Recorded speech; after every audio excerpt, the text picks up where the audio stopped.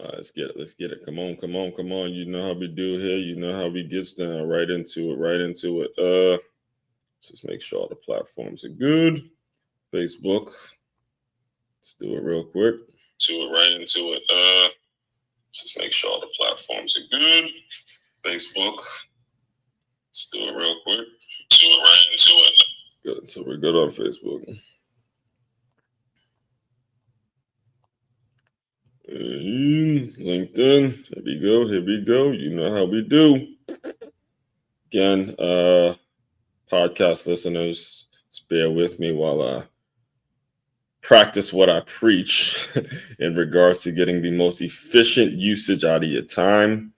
If you've been around here for a while, you know there was a period in which I would have these recordings separate, but instead of doing that, I've decided, hey, let's do it the right way. Let's do it clean. Podcast listeners, let's knock it all out in one, and then use that time that I was like separating to record other shows, to do more reach outs and get in front of more people and things of that nature. So that's how I be living, constantly growing, constantly evolving, constantly getting better. All right, here we go. Here we go. YouTube. And we're all set. Getting better. All right, here we go. All right, here we are. All right, folks. Welcome back in. First and foremost, let me just introduce myself to anybody that may be new around here. My name, as one Crookshank. I am your one and only Move Swiftly speaker, former Division I college football player, and current 5-time, soon-to-be 6-time published author and educator. What I do, what I created, what the whole Move Swiftly brand and business is all about, is taking the innovative teamwork lessons that you learn on the football field and aligning them with businesses and business owners so they have a team, they have a group of employees, they have a staff that moves as efficiently and has that same passion, that same eagerness to them as a championship high school or youth football team. That's what we do over here in a nutshell. If you're interested in getting more information on that, please, it's important, it's imperative that you do get in touch with me so we can talk about how to develop and how I can incorporate some of the a lot of the employee development workshops that I produce and I give out to business owners. So today, keeping with tradition, before I get to today's announcements, keeping with tradition, what we do every Tuesday, what I literally just posted this before I started recording. It's been well over a year. And the reason I remember the fact that it's been over a year, because I remember I did it. I started doing it when all the Caitlin Clark, like the media circus with Caitlin Clark was going around, and seeing that she was a hometown hero for her college team. I thought about all the college stars and the heroes that played for their specific college program, and that just kind of triggered into something. And that every week it's been a top 5 Tuesday every single week for over a year. So this week, again, seeing that we are talking how to proactively solve problems, we are going to dive deep into the top 5 ways in which you can become a proactive problem solver. All right, we're going to really give you a built out the framework for that concept. And again, like I'd say, probably about 85 to 90%, probably closer to 95% of what you get over here, if it's your first time tuning into me, what you get is evergreen material. When I say evergreen material, I mean it doesn't matter when you consume it. You can listen to this recording today. I'm recording this April 29th, 2025. Somebody can pick this up on April 28th, 2045, and it'll be just as valuable, just as important, just as critical for you to learn, because what we're dissecting is how to anticipate that a problem is going to be coming, set your mind up, condition your mind, condition your lifestyle, condition everything you're about so you can fix the problem long before it comes up. It's a strength in that. There's a positivity in that. There's an element in that in which you are now not feeling like you are constantly reacting and putting out fires every day. You've set up a system. You've paid someone. You've been coached up by somebody. You have built a lifestyle in which the problem doesn't become a problem that affects your bottom line. So we're going to build out a framework. We're going to discuss a framework on how to do that today. Before I get too deep into the topic, let's me just get through a few announcements, and then we'll go from there. First and foremost, West Palm Beach, West Palm Beach, West Palm Beach. I'm telling you right now, you better get on right now, because as things are happening, things are happening for your one and only Move Swiftly speaker. Things are happening for As One Crookshank. It's one of these things where the more I do these boxing lessons, the more I'm realizing, hey, I got to open the business back up. I might have to really turn this in. I might have to come back and really get down with the get down. All right. But for now, they're free. For now, I'm doing them. I'm a group leader at my church. So I do them every 2 weeks, and seeing that the feedback has been that great, I'll always keep it free in regards to that, coming from the church perspective. But I'm considering, opening back up for business and doing them, daily if I can get the clientele and things like that. But for now, again, if you're interested in free boxing lessons, either go to freeboxing.makeyourmove.com or hit the QR code that you are looking at right there on your screen, and I will send you more information. And as always, as I mentioned in today's intro, as I mentioned in every intro every morning, as business owners, I'm here to serve you. The system that I've created, the whole Move Swiftly system, the framework, the mindset, the concept, the way it works is to make it so you as a business owner have some level of control. You have control in regards to how you go about, who you hire, who you bring in, and you make it so people are taking it upon themselves to get better on a day in and day out basis. They're measurables. There are situations where every single person walking into your business, walking into your line of work says to themselves, hey, I got to get better. I got to get better. All right. I need you to go to freeguide.makeyourmove.com. I created a 10-step system, 10-step process in which you can be utilizing right now in your business that will make it so your team moves a whole lot more efficiently. Also, Patreon, be sure to tap in with me on the patreon.com/as144.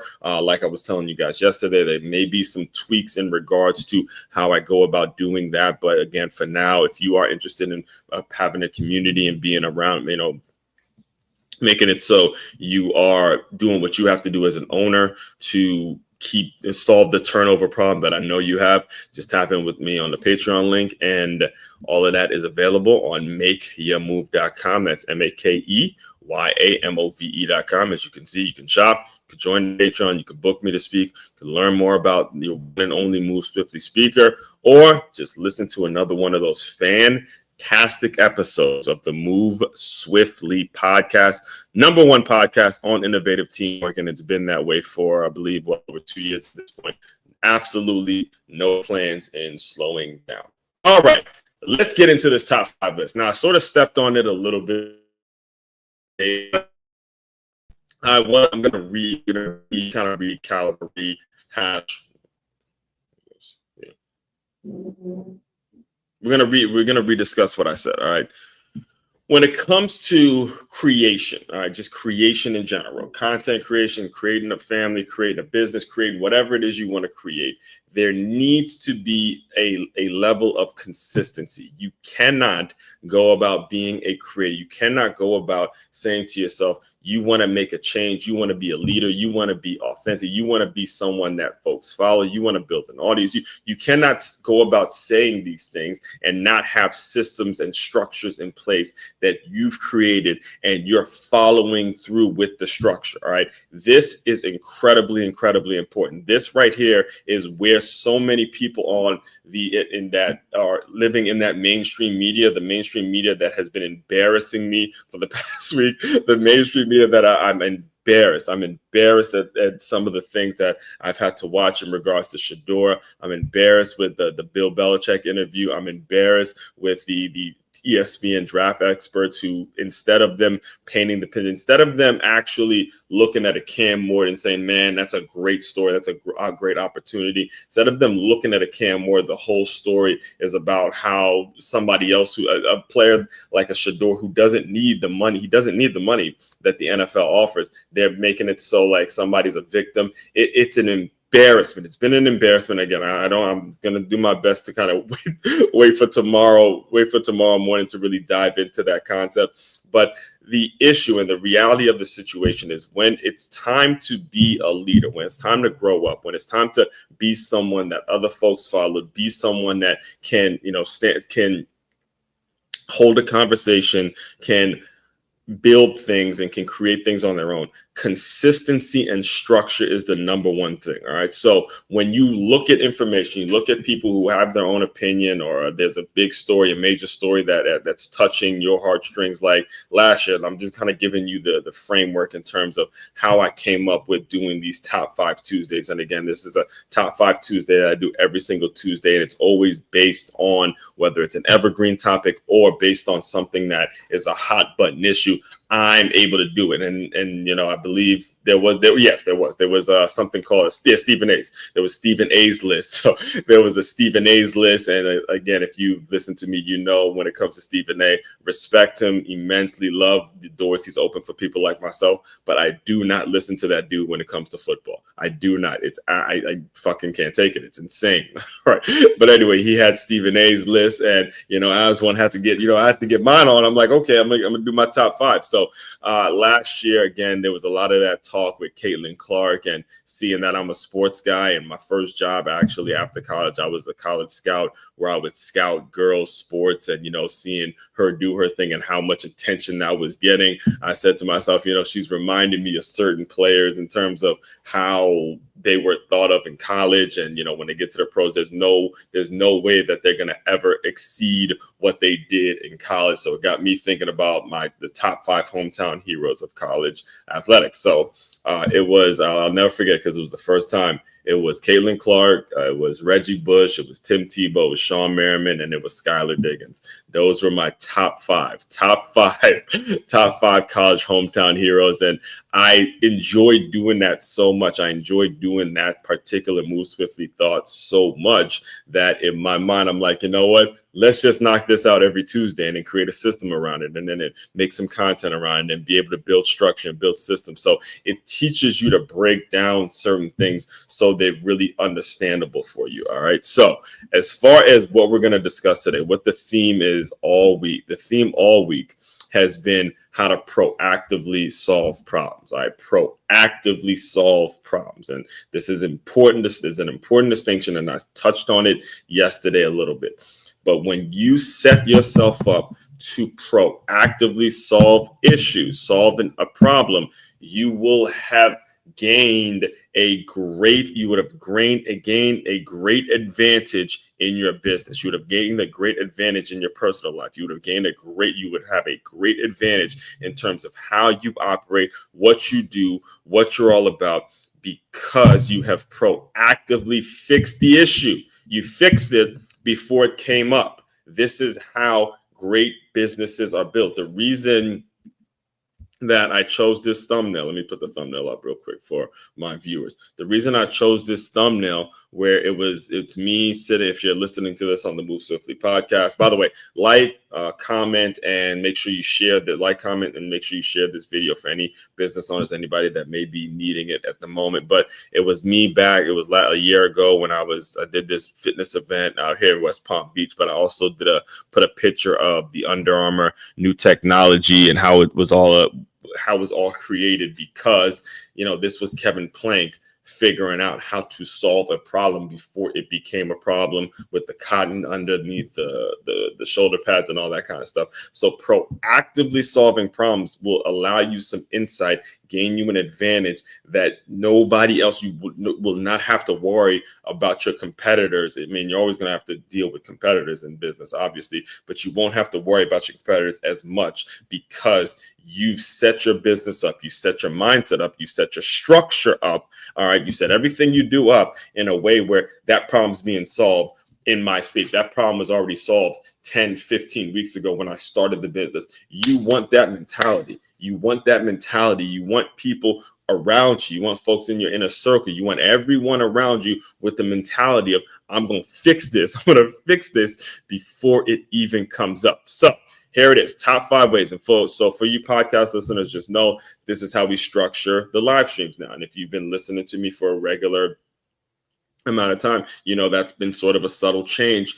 to how I put these live streams together. Now, instead of me talking for a whole hour, I work towards keeping it to about 45 minutes. And I have an article that I'm also reading from to keep me on track, because I know me personally as a speaker, I can get a little long-winded. I can, start talking about a certain subject and then something pops off. And the next thing you know, I'm on here talking for a whole hour and 30 minutes where I'm like, you know what? Let me think about my audience. Let me think about the people that consume. Let me think about not only my audience, but also my time. I need to be spending that time sending out emails, getting in front of more people and things of that nature. So there's a structure in place. There's usually an article. 5 out of the 3 days I do this live stream, there's an article that goes with it. The Thursday is usually me recapping the things that I talked about the previous 3 days. And then Friday is Faith-Based Friday. So for me, again, all of this stuff is systematic, and it didn't happen overnight. It happened with me putting it out there, again, failing, not listening to certain things and not liking it, and then coming back and saying, okay, I'm gonna do it like this, doing it like that, doing it all, making sure that there's a trial and error component to it, because you're all in. That is how business needs to be run. All right. So again, reading directly from the article now, it's titled Top 5 Ways to Proactively Solve Problems. And as I'm reading, I'm going to be, as I'm telling the stories, as I'm reading directly from the article, telling the stories, I'm also going to be giving context to each story so we understand and we're all on the same page. Because like I said, this is evergreen material. I'm recording this in 2025. This material is going to be just as valuable in 2055 or 2065. It's going to be just as important. All right. So here we go. Top 5 ways to proactively solve problems.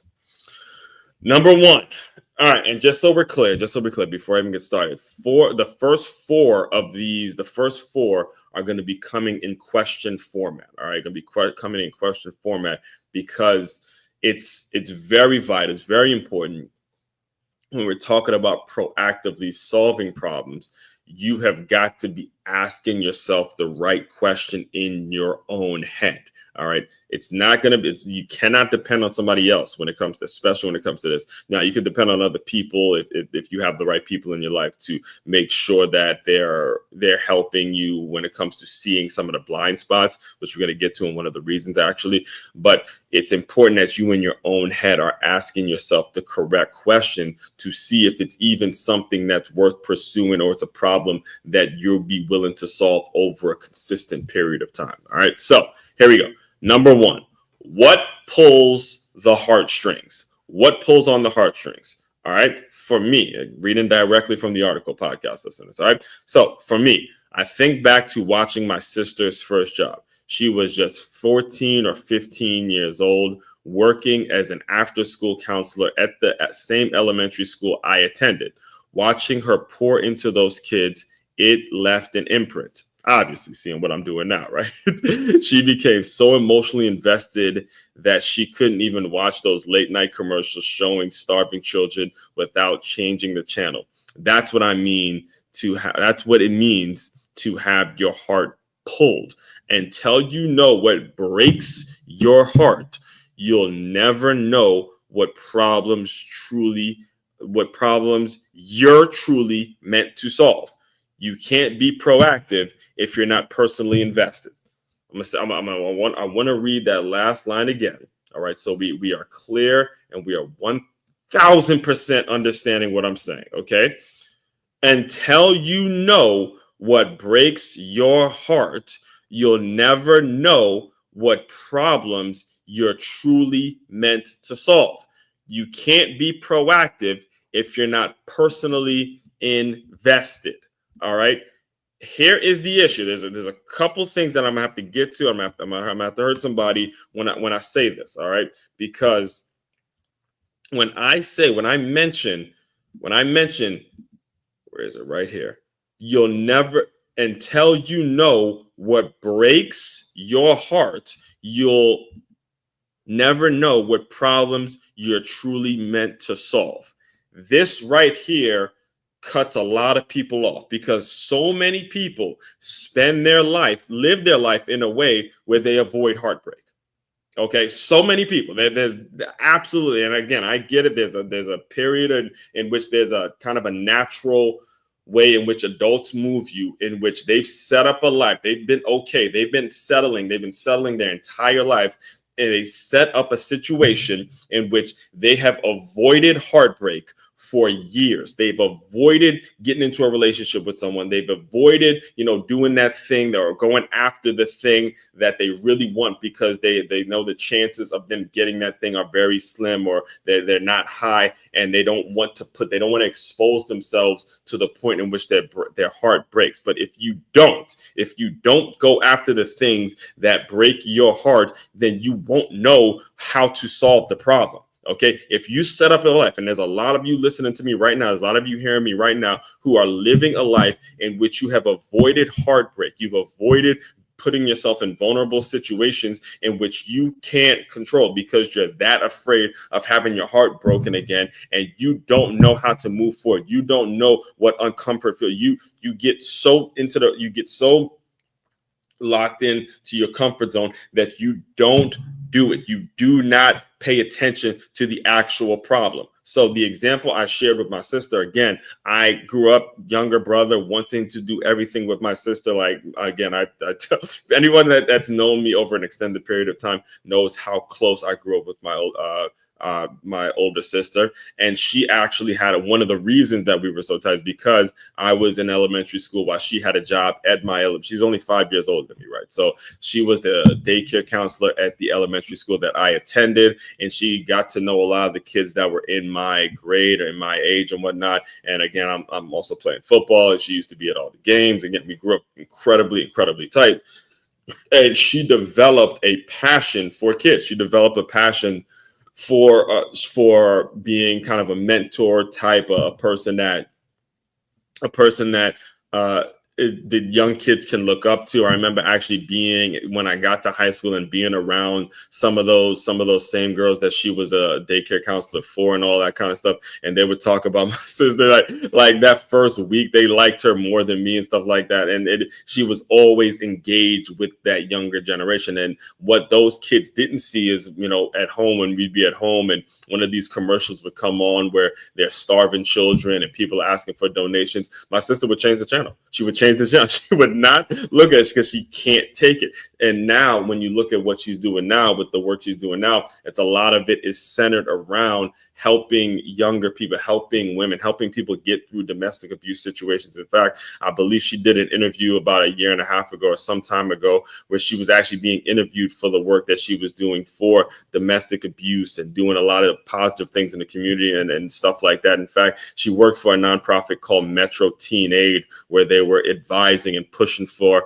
people, whether boys and girls, to get tested for HIV and all that kind of stuff. So those problems created those things that she was doing to proactively solve problems. It created a career and created opportunities for her because these are the things that pulled on her heartstrings. And she got an element, she got an idea, she got a taste of what doing meaningful work feels like long before she even got to college. This was, again, she was like 14 or 15 years old. It was like 3 years before she even got to college. And she got a taste of what getting paid to do meaningful work felt like. And that right there, me saying that brings me to number 2. All right. Number 2, reading directly from the article now. Number 2 is, can I get paid for this? Once you've identified what pulls on your heartstrings, the next question is practical. Can I get paid to solve this? I say it all the time. Don't start a business, solve a problem. Don't start a business, solve a problem. Don't start a business, solve a problem. Don't start a business, solve a problem. All right. Did I say So you guys get it. Don't start a business. Stop starting a business. No one gives a shit about how cool your logo is and how nice your tax ID is and how nice your website is and the merch, the t-shirts, and all this other nonsense that come with running a business. Again, no, that stuff is fun and there's a time and a place for that. But what people really want to know is, can you fix my problems? Can you fix my problems? If I pay my money for whatever it is you're offering, whatever service, whatever thing you got, whatever product you got, is my problem now going to get fixed because I paid for this? All right. We'll use this in any example. We could take a cup. We could take anything that you have. Whole point. Actually, I'll just pull this out right here. I'm looking at it. Okay. I have a damn. Let me remove this. I have a binder. I have a bunch of pieces of paper that need to go in the binder. All right. I have a binder, bunch of pieces of paper that need to go in the binder. And the binder has 3 rings. The binder has 3 rings and it needs holes. This don't got no holes in it. So I put this in here and it creates 3 holes. I paid for this because it fixes my problem. Do I give a shit about what the brand is? Do I give a shit about how cool the website on where I bought this is? Do I give a shit about, the logo and anything like that? No, I don't. Neither do you. What you care about is that this hole puncher can put 3 holes in this piece of paper and now it can go in the binder. That's what it is. That's what it is, folks. That's what it is. When people pay their money for something, they want to know, does it fix their problem? It's too sunny out. Hey, I'm going to get one of these, right? I'm going to get one of these, and now the sun isn't in my eye. All right. I want to walk around with some water all the time. Get a water bottle, put the water in. Now I get to drink water. Do I care where this damn product, this water bottle came from? No. All right. So, and I get fired up when it comes to that conversation because I deal with a lot of people who do a bunch of shit to avoid the thing that you need to be doing. So forgive me if I got excited there, but the point is number two we're talking now top 5 ways to proactively solve problems is number 1, can I get paid for this? And to get deeper into the weeds, it's you do not start a business, you fix the damn problem first. You fix the problem first, and that's what people essentially are paying for. Now, the marketing and the branding and all the other stuff that come with it, okay, that's fair. That comes with time. I understand you. But set your shit up, set your business, set your stuff up, set it all up in a way in which you're fixing a specific problem. You hear me say it every single day when I come up on this show, is that the issue that your turnover issue that you're having as a business owner, and you have a ton of turnover, people are coming in and out of your business. You're not establishing any measurables. There's no actual system in place for you to retain a staff. That's the problem that I'm fixing. That's the problem that the Move Swiftly brand is fixing every single day. That is what you got to pay for. And that's where you got to plant your flag. All right. Don't start a business, fix the problem, fix the problem, fix the problem, fix the problem, day in and day out. So back to reading directly from the article, all right? Don't start a business, solve a problem. But here's the catch, sustainability. At some point, the mission needs funding, your time, your effort, your resources. It all costs. So find the angle where your passion intersects with a paycheck. Otherwise, you risk burning out before the mission even takes off. And this, I've seen this, I'm guilty of it myself in many ways, is that you have a passion, you have a great deal of passion for something, you have a great desire for something to happen, and you get so consumed with this desire that in many ways you forget that there needs to be resources, there needs to be money, there needs to be something in which you can align with this passion. Without the cash, without the money, then it just doesn't get solved. All right. So number two on this list, again, going over the top 5 ways in which you can proactively solve problems. Number 1 was what pulls on the heartstrings. And this can be dangerous because when you start really figuring out what pulls on your heartstrings, you can get so consumed with solving that problem that number 2 can be lost and forgotten in many ways. Number 2 is Can I get paid for this? Is this problem something that's big enough that's so important that there's a way and there's an angle in which there's money involved in it, and I can utilize these resources and make it happen? And again, want to make sure I'm clear on the record saying this as frequently as possible. It's about fixing problems, folks. It's about fixing problems. This right here, again, hole puncher right here. Podcast listeners just know I'm showing a hole puncher, paper that doesn't have any holes in it. You put it in, boom, problems fixed. That's my point. How do you fix the problem? Okay, get to the point where you can fix the damn problem. All right. Now let's go number 3. Going on number 3. Okay, this is big. This is a big one. This is a big one. This is a big one. This is a absolutely monumental one because there's a lot of pride, a lot of ego that comes with running your own show. All right. So number 3, who's done this before and can I reach out? All right. This one, reading directly from the article, podcast listeners, listen to me very closely. This one's underrated, especially in the age of connection. Who's already doing this work in a way that inspires you? Let me put you on game. Go watch this 30-minute video by my guy Taj Deshawn called Drafting Mentors. He nails the idea of intentionally identifying the people you admire and modeling their path. The internet is the biggest mentorship platform in the world. You don't have to guess what success looks like.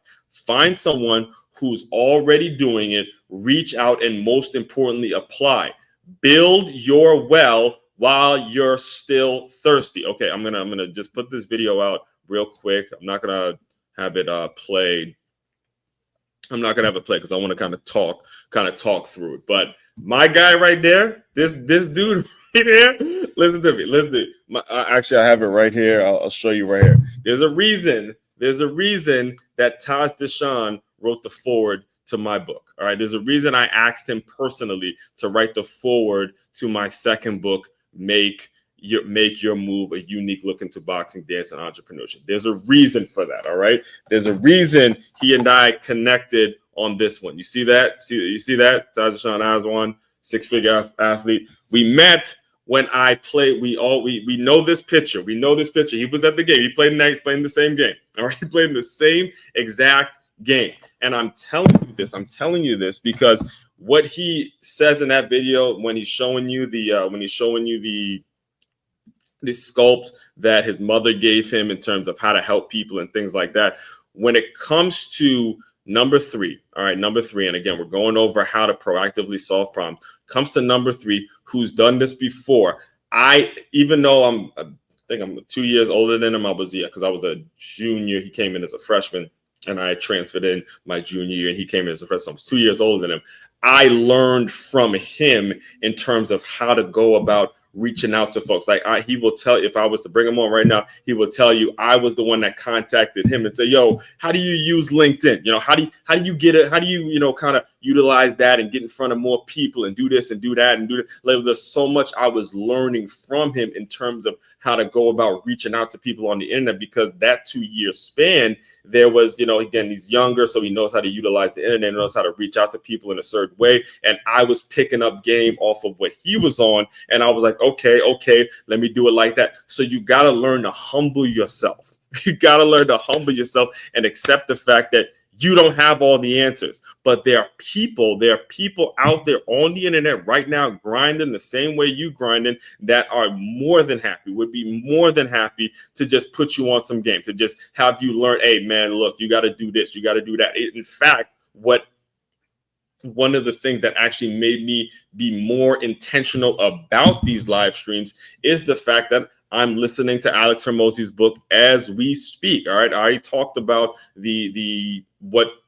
to do the $100 million offers book that I talked about last week. And I'm in the middle of $100 million leads now. And he's discussing it. It's part of this book is actually discussing constantly doing outreach on social media, constantly using social media, constantly doing the things on social media that are going to make it so you're reaching out to your tribe. But also you mix that with something that Dre Baldwin will tell me, again, somebody I've spoken about frequently on the show, to where you got to use it, but you got to use it in a strategic way. You can't be the one scrolling and wasting a bunch of time on social, but you do have to have a presence there, and being able to mix all of these elements and put it into your own piece, your own recipe for your business and your success.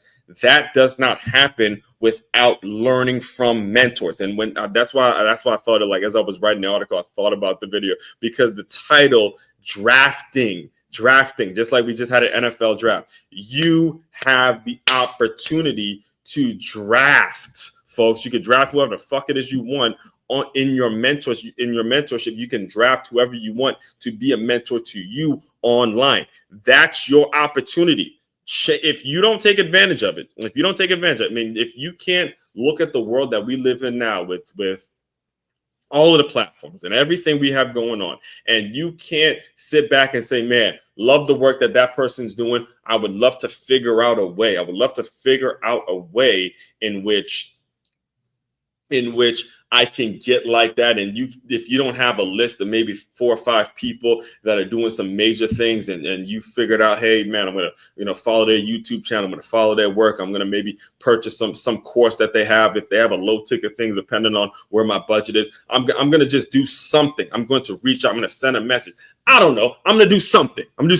Damn it. If you can't just do something, you don't deserve success. If you can't just do something, you can't humble yourself to do something, then you got a problem. You got a problem if you can't just do something. Somebody's done it before. Reach out, send a message, shake somebody's hand, go to an event. Just do something. All right. Do something that's going to push you in a positive direction. Sometimes that is the most frustrating part, is when I have to sit back and listen to some people complain about an issue, but they do absolutely nothing to fix it.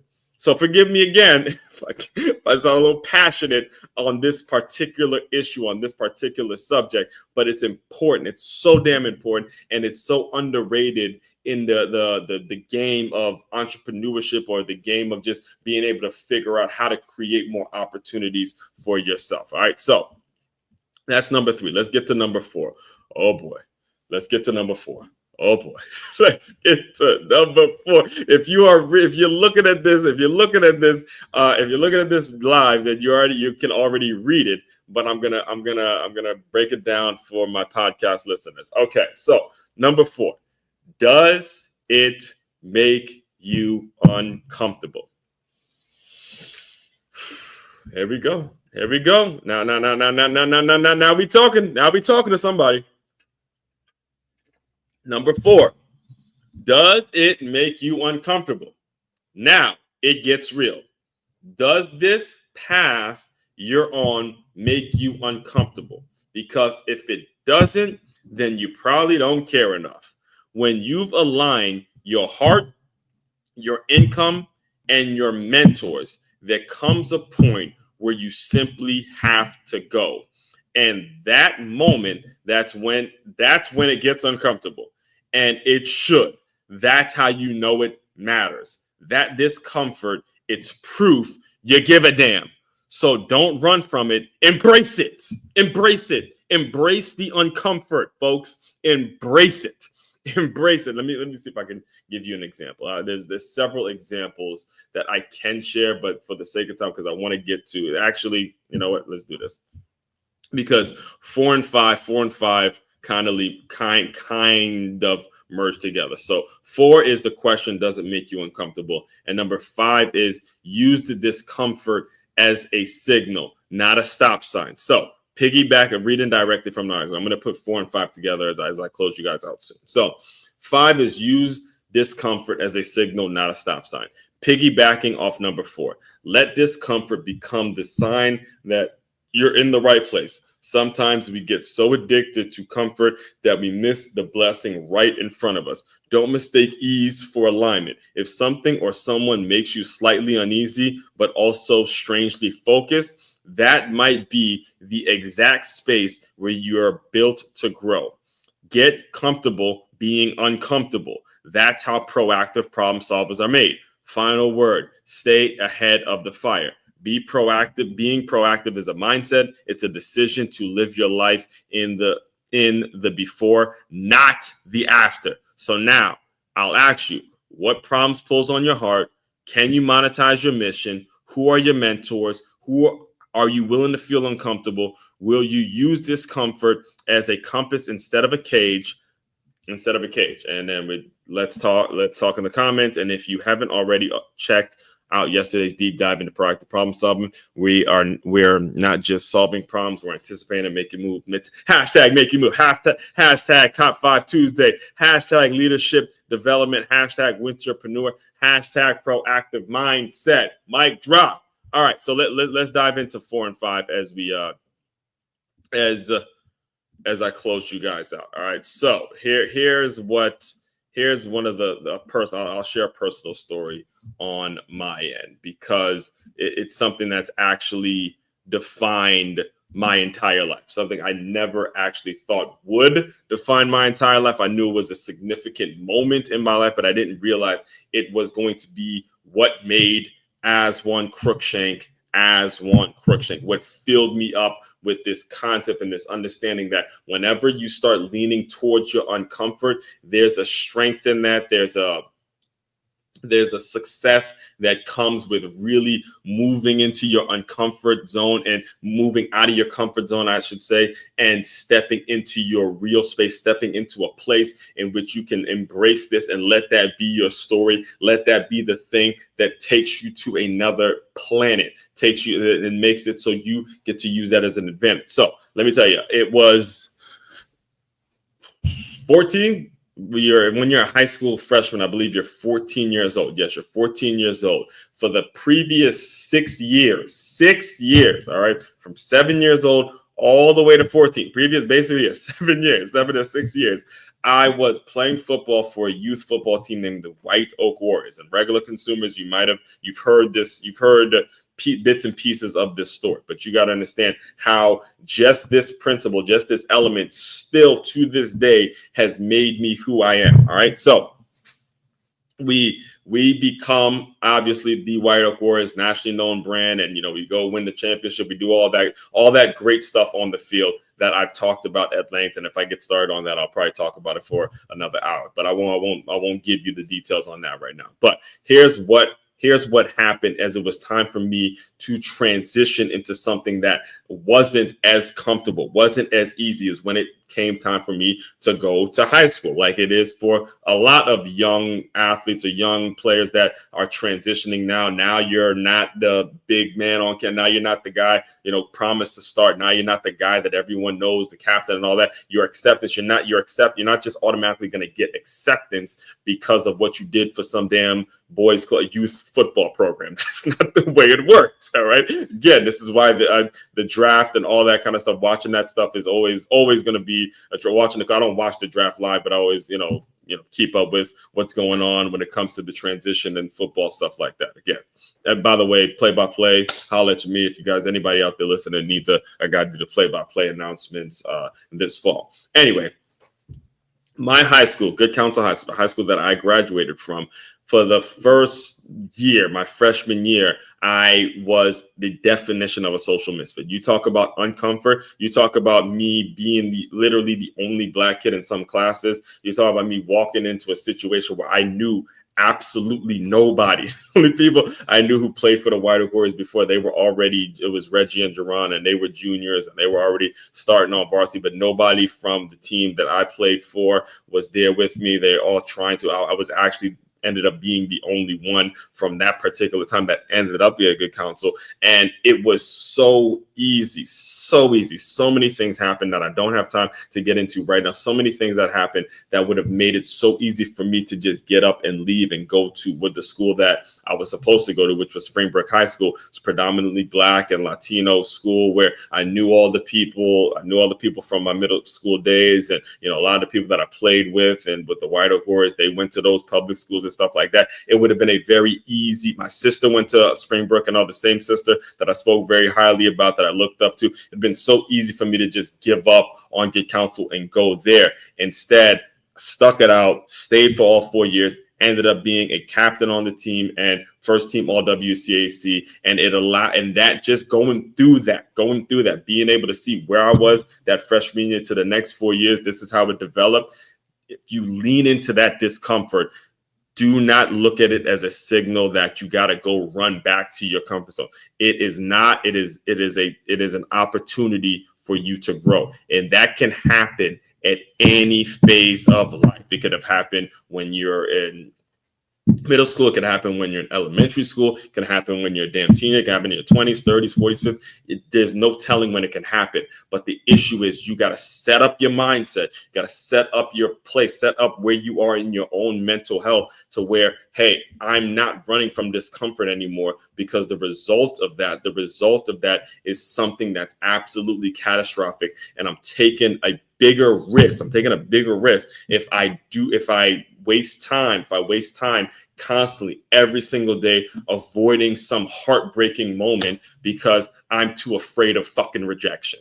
That's something you have got to get out of your system, and you got to move towards the discomfort. All right. So all that being said, all right, tune in tomorrow. We got more of this. We got more of this coming. We got Wintrepreneur Wednesday, as we do every single Wednesday. But just to review, today we went over the top five ways to be a proactive problem solver, to proactively solve problems. Number one, we got to figure out what pulls on our heartstrings. Number two, got to ask yourself, can I get paid to do it? Number three, who's done it before? Who are the mentors? Can I reach out to these people? Can I figure out, can I get some gems? Can I do something that's going to make me better? Number four, does it make me uncomfortable? And number five, recognize that comfort as a signal and it's not a stop sign. So all that being said, again, main website to check out to dive deeper into all the work I'm doing, it is makeyourmove.com. That's makeyourmove.com. One-stop shop for all your teamwork and your self-development needs. As one Crookshank, your one and only Move Swiftly speaker. Check it out. You guys continue to move swiftly. We will talk more soon.